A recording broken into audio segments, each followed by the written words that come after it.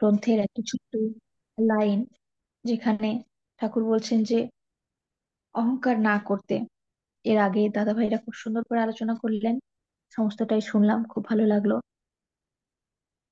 ঠাকুর সত্যানুসরণ গ্রন্থে অহংকার নিয়ে আরো অনেক কথাই লিখেছেন। তিনি বলেছেন যে অহংকার থেকে আসক্তি আসে, আসক্তি থেকে অজ্ঞানতা আসে, আর অজ্ঞানতায় দুঃখ। তো এই যে হীন হয়ে থাকতে হবে না, ঠাকুর বলছেন যখন কোনো মানুষের অহংকার হয়, সে তখন তার কি পরিণতি হতে পারে সে বুঝতে পারে না।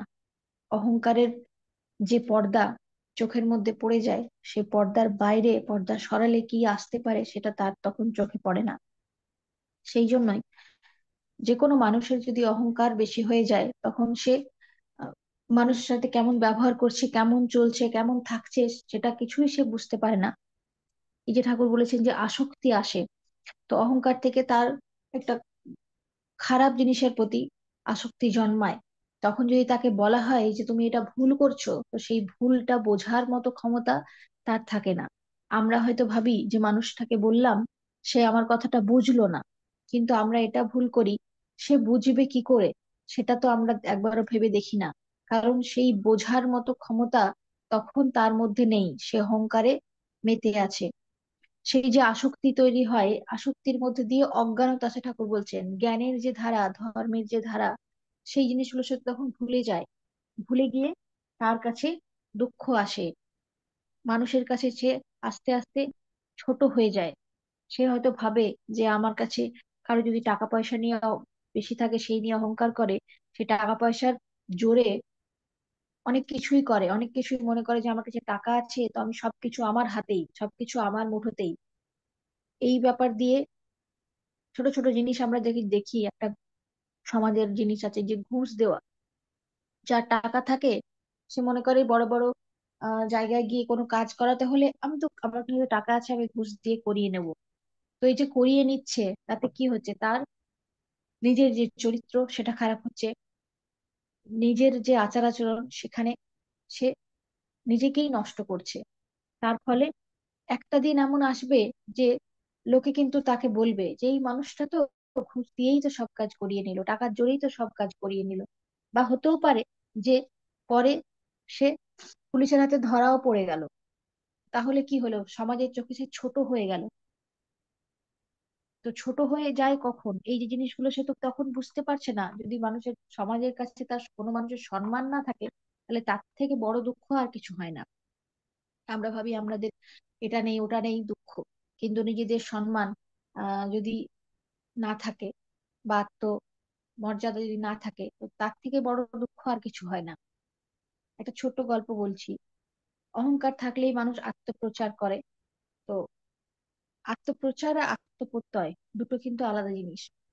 আমরা যে সৎসঙ্গী, আমরা অহংকারের সাথে গর্বের সাথে বলতে পারি। কেন বলতে পারি? যে আমরা পরম পিতার সান্নিধ্যে আছি, তার আহ দীক্ষা গ্রহণ করতে পেরেছি, তার দয়া, তার কৃপা আমাদের উপর আছে, সেই বিষয় নিয়ে আমরা অহংকার করতে পারি যে হ্যাঁ তিনি আমাদের গুরু। এটা আমাদের অহংকারের বিষয় হতে পারে। সেই রকম একজন, মনে করুন ডাক্তার, এটা ঠাকুরের বইতেই পড়া, একজন ডাক্তার। তো তিনি, তার কাছে একজন রোগী এসেছেন। এবার সেই ডাক্তারবাবু যদি বলেন যে আপনার যে রোগ হয়েছে, সেই রোগটা শুধুমাত্র আমিই সারাতে পারবো, আর কেউ সারাতে পারবে না, মানে আর কোনো ডাক্তার সারাতে পারবে না, আপনার যা রোগ সেটা আমিই সারাতে পারবো, সেটা হলো একরকম কথা।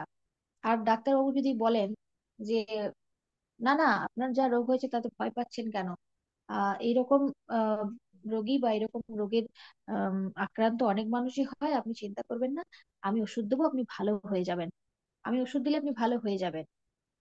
এটাতে দুটোতেই তিনি বলছেন যে আমি আমি ওষুধ দিলে বা আমি ট্রিটমেন্ট করলে ভালো হয়ে যাব। কিন্তু তফাৎটা কোথায়, মানে আমিই ট্রিটমেন্ট করলে ভালো হয়ে যাব বা আমি ট্রিটমেন্ট করলে ভালো হয়ে যাব, এই দুটো কথা বলার মধ্যে পার্থক্য আছে। যদি উনি বলেন যে আমি দিতে পারবো, তাহলে কি হলো, সেখানে অহংকার হয়ে গেল, যে আর তার মানে আর কেউ করতে পারবে না। কিন্তু তিনি যদি বলেন যে আমার কাছে এরকম ধরনের পেশেন্ট আছেন, আপনি ভালো হয়ে যাবেন, তার মানে তিনি সেই মানুষটাকে বিশ্বাস দিচ্ছেন, সেই যে ভয় আছে, যে ভয়টা কাটিয়ে দিচ্ছেন, যে না, যে মানুষটার কাছে আমি এসেছি, ডাক্তারবাবুর কাছে আমি এসেছি, সেখানে ওষুধ খেলে আমার রোগটা সেরে যাবে। তো সেখানে কি হয়, সেখানে যারা যে পেশেন্ট থাকে সেখানে তার অর্ধেকটা শরীর খারাপ তখনই সেরে যায়, কারণ তার মনের মানসিক পরিস্থিতিটা তখন স্ট্রং হয়ে যায়, সে দুর্বল অবস্থা থেকে বেরিয়ে আসে। তো এই যে আত্ম অহংকার, যে আমিই পারবো, এটা আত্ম অহংকার বা আত্মপ্রচার বা আত্মপ্রত্যয় কোনটা, যে আমি করলে আপনি ভালো হয়ে যাবেন। এই জিনিসগুলো সব মানুষের ক্ষেত্রেই থাকে। আমরা আমাদের নিজের অনেক মানুষ বলেন না কি যে কি অহংকার বা নিজের প্রচার করছে, নিজের অহংকার, সেটা কিন্তু নয়। দুটো জিনিস আছে, আলাদা আলাদা ভাব আছে। কোন ভাবে মানুষ বলছেন সেটা কিন্তু লক্ষ্য রাখতে হবে। মানুষ মানুষের কাছে আছে মানেই যে মানুষ সরি অহংকার করে বলবে, তা কিন্তু নয়। মানুষের বলার ধরনের উপর নির্ভর করে যে তিনি কি করছেন। তো অহংকার করা কখনোই ঠিক নয়। একটু আগে যেমন দাদা বললেন যে আহ, আমি পারবো আর কেউ পারবে না, সে একই উদাহরণ। আমার ভাই পারবে যে কাজটা আমি পারবো না, সেটা খুব সত্যি। আমরা যে কাজটা পারি তার থেকে আরো ভালো অনেকেই পারেন, সেটা আমাদের মাথায় রাখতে হবে। আর সব থেকে বড় কথা, আমরা যাই কাজ করে থাকি পরমপিতার ইচ্ছা পরমপিতার দয়া আছে বলেই পেরে থাকি। তাই আমিত্বটা যত কাটিয়ে দেওয়া যায় ততই আমাদের এই আধ্যাত্মিকের পথে চলাটা সুবিধার হবে। আলোচনা এখানে শেষ করছি। জয় গুরু। জয়গুরু। জয়গুরু আমাদের প্রিয় ভান্ডারী মা। অহংকার নিয়ে অত্যন্ত গুরুত্ববহ কিছু কথা শুনলাম। মায়ের কথা শুনে চেষ্টা করব ওইভাবে কথাগুলো ফলো করে চলার।